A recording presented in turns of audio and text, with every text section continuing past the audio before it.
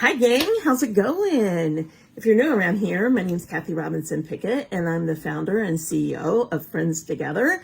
And on our social media channels, we talk all things Friends Together and social justice and Kathy Robinson Pickett. And I'm super excited because we've started this Mental Health Sunday thing. And those of you that don't know, this is my husband, Troy, and he's a mental health professional. He's a psych MP and he is in private practice. And today we're going to talk about PTSD. Now, PTSD is one of those things that when Troy and I were talking about this the other day, it's one of those things that term is thrown around a lot. You'll hear people go, oh, I got PTSD from my nail salon, or I got this, or I got that. And then I want to punch them, right? PTSD is really, truly one of the most misdiagnosed mental health issues of today. And yet you still hear that word where people are using it wrong, right? And as somebody who, has a lot of trauma in my life, I'm pretty much familiar with this a little bit. And even with me knowing what I know, I still find myself sometimes battling, right? So Troy, tell us some important information about PTSD. Okay, so PTSD really isn't misdiagnosed, it's underdiagnosed.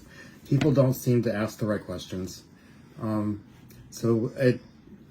lot of people think that PTSD, they connect it with guys coming back from the military, and only guys coming back from the military from the things that they've seen during war.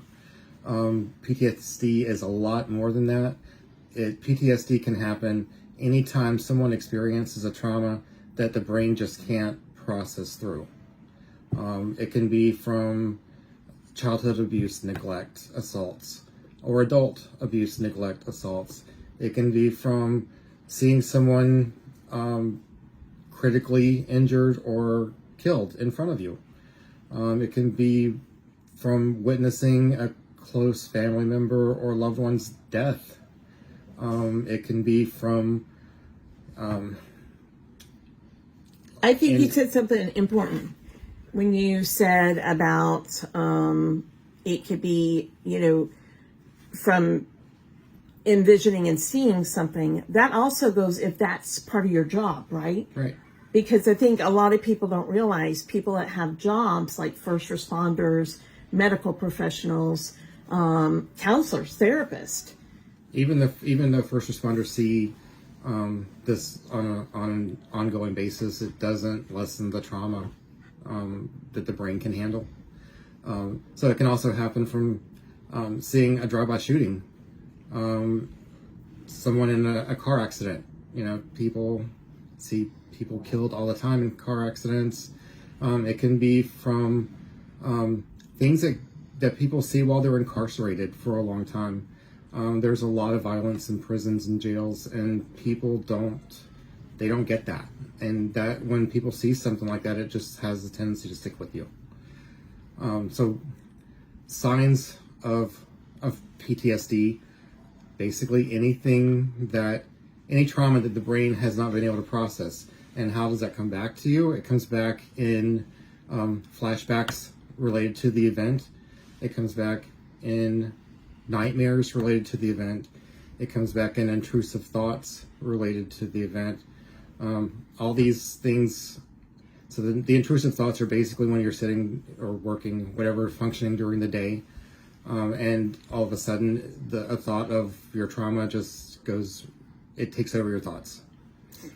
Flashbacks, kind of self-explanatory. You actually visually in your mind see that trauma again. Nightmares, same thing. You experience it. A lot of people wake up screaming, sweating. But you can experience it in a different way than what your actual trauma was. And I think that's where people get hung up, because I know for me, it wasn't, when I was having the nightmares and stuff, it wasn't like I was reliving my assault. It was other things, but it was how my brain was playing that out, right? A lot of people do experience the trauma itself, but it can be things related to the trauma as well. And so the diagnostic criteria are basically those three things: either invasive, intrusive thoughts, nightmares, flashbacks, and that it impairs the person's functioning, the daily functioning. Which, if you think about it, how can those things not impair, a lot of people's functioning? The other diagnostic criteria for it is that it's been at least 6 months since the trauma. In the first 6 months after the trauma, it's the same thing, but it's just diagnosed as acute stress reaction. There are treatments for PTSD. A lot of it has to do with being able to talk about it. There are 2 medications that are approved for the treatment of PTSD, and they're 2 of the SSRIs, and they actually work for depression, anxiety as well. That's what their main purpose is for. Some people think that PTSD is nothing more than anxiety. I've heard providers say that, and it just ticks me off because it's just so far from the truth. What else you got?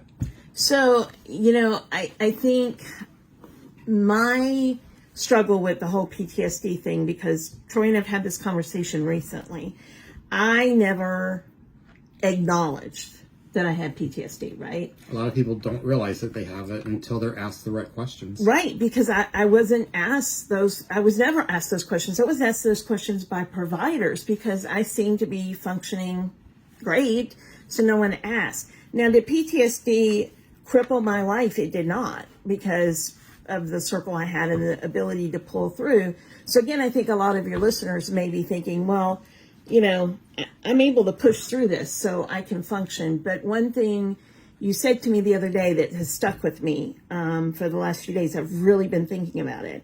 And that is, well, Kathy, you processed it, but that doesn't mean it's always gone, right? And it does come back at different times because other things can bring it back to the forefront, right? Mm-hmm. Even after your brain's processed it and you've worked through it, it's still an experience. It's still in your memory, and it can still come back. It just may not be the intensity that it has been in the past. And if your brain's worked through it, you may not need treatment. I think you're the best judge of whether you need treatment or not, whether it's affecting your daily functioning or not.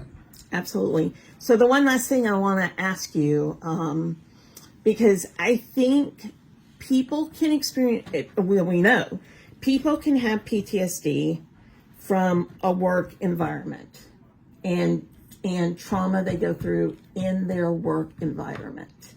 How can they kind of recognize that their environment may be causing that for them?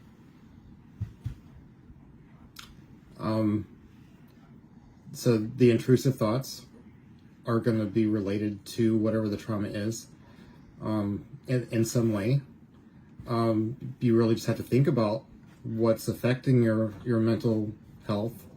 Is it your work? Is it your family? Is it your home? Is it your past? Like I said, most of these things have happened at least 6 months prior for it to be PTSD, but traumas happen every day. If it gets to the point that it's affecting your daily functioning, you really need to talk to someone. And if you talk to someone and they're not hearing you, then you need to talk to someone else, right? Exactly.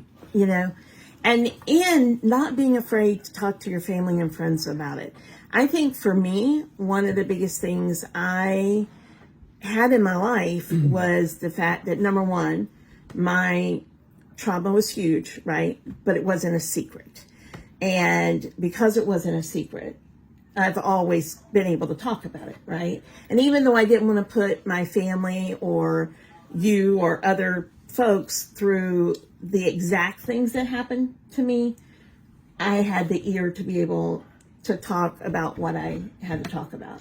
And I think that's the difference. So I think a lot of times people who have suffered traumas are scared to burden their families. And so that's a real important reason why you might need to have someone outside of that circle, right? Yeah. So early on, when I learned about PTSD and learned that there are 2 medications that are approved for the treatment of PTSD, anytime someone comes to me and I'm seeing them for depression or anxiety, I always ask the trauma question, because It doesn't make sense to not address everything and get someone on the right medication that can potentially treat all three problems instead of ignoring one of them.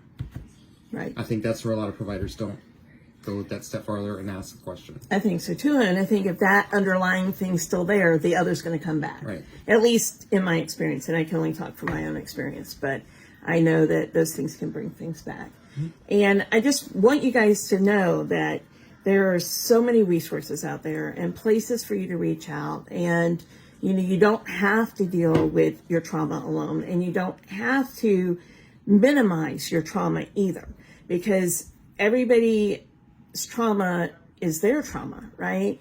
And although I've experienced what some people would consider huge traumas, that doesn't negate the fact that trauma's trauma. And I think sometimes people think, oh, well, this trauma isn't that big. You know what I mean? Like, oh, this thing happened. I saw this happen, but how can that be big enough to be affecting my brain?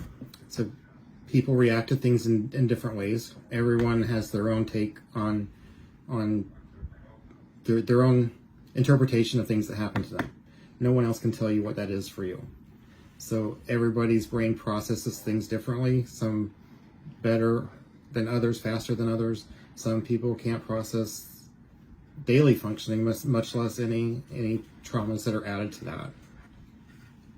It's for sure. And so as we wrap up today, Troy's probably never even heard me say this, but I always end our Friends Together talks with our kids or with the folks that I'm speaking to with a tagline, and that is, be the boss of your brain. And it really applies today, to be the boss of your brain, to know that you're the only one that can know what you're feeling, and you're the only one that can really reach out and get that help to deal with it. So please, please do that. Please, know that there's help out there, that there's people you can turn to, and you may not need medicine. You may need talk therapy. You may need all kinds of things, but reach out and get that help that you need. And I'm so excited that we're doing this. So you guys continue to send us topics that you would like us to talk about around mental health. We're going to continue these Mental Health Sunday chats, and I hope that you guys enjoy them. If you don't see me, see someone. Absolutely. Absolutely. Thanks, guys. See you next week.